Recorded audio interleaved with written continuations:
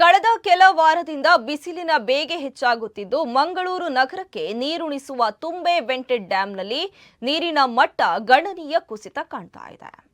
ನೀರಿನ ಮಟ್ಟ ಕಳೆದ 7 ವರ್ಷಗಳ ಕನಿಷ್ಠ ಮಟ್ಟವಾದ 4.47 ಮೀಟರ್ಗೆ ಇಳಿಕೆಯಾಗಿದೆ. ಈ ನಡುವೆ ಮಹಾನಗರ ಪಾಲಿಕೆ ಮೇ 1ರಿಂದ ನೀರಿನ ರೇಷನಿಂಗ್ ಘೋಷಣೆ ಮಾಡಿದ್ದು ದಿನ ಬಿಟ್ಟು ದಿನ ನೀರು ಪೂರೈಕೆಯಾಗಲಿದೆ. ಕಳೆದ ವರ್ಷಕ್ಕೆ ಹೋಲಿಕೆ ಮಾಡಿದರೆ ಈ ವರ್ಷ ಜಿಲ್ಲೆಯಲ್ಲಿ ಪೂರ್ವ ಮುಂಗಾರು ಮಳೆ ಪ್ರಮಾಣದಲ್ಲಿಯೂ ಇಳಿಕೆಯಾಗಿದೆ. 2025ರಲ್ಲಿ ಏಪ್ರಿಲ್ 25ರವರೆಗೆ ದಕ್ಷಿಣ ಕನ್ನಡ ಜಿಲ್ಲೆಯಲ್ಲಿ 60.2 ಮಿಲಿಮೀಟರ್ ವಾಡಿಕೆ ಮಳೆಯಲ್ಲಿ 119.7 ಮಿಲಿಮೀಟರ್ ಮಳೆ ಸುರಿದಿತ್ತು.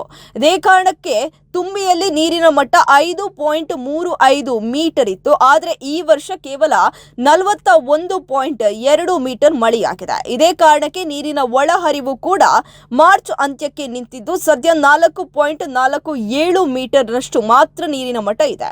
2017ರಲ್ಲಿ ತುಂಬೆ ನೀರಿನ ಮಟ್ಟ 4.18 ಮೀಟರ್ ಇತ್ತು.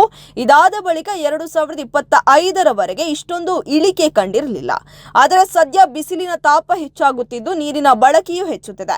ಮಂಗಳೂರು ನಗರಕ್ಕೆ ದಿನಂಪ್ರತಿ 160 MLD ನೀರು ಸರಬರಾಜಾಗ್ತಾ ಇದೆ. ಈ ಪ್ರಮಾಣವನ್ನ ಲೆಕ್ಕ ಹಾಕಿದಾಗ 4 ಮೀಟರ್ ಎತ್ತರಕ್ಕೆ 5.21 ಮಿಲಿಯನ್ ಕ್ಯೂಬಿಕ್ ಮೀಟರ್ ನೀರು ಸಂಗ್ರಹ ಮಾಡಬಹುದಾಗಿದ್ದು 23 ದಿನಗಳವರೆಗೆ ನಗರಕ್ಕೆ ನೀರು ಪೂರೈಕೆ ಮಾಡಬಹುದು.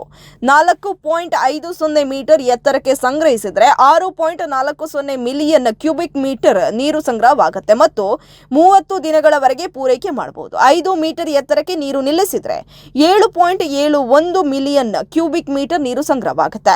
ಇದು 40 ದಿನಗಳವರೆಗೆ ಸಾಕಾಗುತ್ತೆ. 5.50 ಮೀಟರ್ ಎತ್ತರಕ್ಕೆ ಸಂಗ್ರಹ ಮಾಡಿದ್ರೆ 9.17 ಮಿಲಿಯನ್ ಕ್ಯೂಬಿಕ್ ಮೀಟರ್ ನೀರು ಸಂಗ್ರಹವಾಗುತ್ತೆ.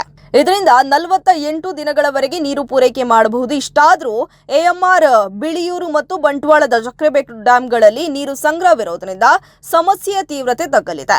ಪಾಲಿಕೆ ಅಧಿಕೃತವಾಗಿ ಘೋಷಿಸಿದಂತೆ ಮೇ 1ರಿಂದ ಕುಡಿಯುವ ನೀರಿನ ರೇಷನಿಂಗ್ ಆರಂಭವಾಗಲಿದೆ. ಮಂಗಳೂರು ನಗರ ಸುರತ್ಕಲ್ ಭಾಗಕ್ಕೆ ದಿನ ಬಿಟ್ಟು ದಿನ ನೀರು ಪೂರೈಕೆಯಾಗಲಿದೆ. ಮೇ ಅಂತ್ಯದಲ್ಲೇ ಮುಂಗಾರು ಆಗಮಿಸುವ ನಿರೀಕ್ಷೆ ಇದ್ದು ಪೂರ್ವ ಮುಂಗಾರು ಕೂಡ ಇನ್ನಷ್ಟು ಬಿರುಸು ಪಡೆಯುವ ಸಾಧ್ಯತೆ ಇದೆ. ಒಂದು ವೇಳೆ ಮಳೆ ಕೈಕೊಟ್ರೆ ಮಾತ್ರ ಇನ್ನಷ್ಟು ಸಂಕಷ್ಟ ಎದುರಾಗಿಸಬೇಕಾಗಿತ್ತು.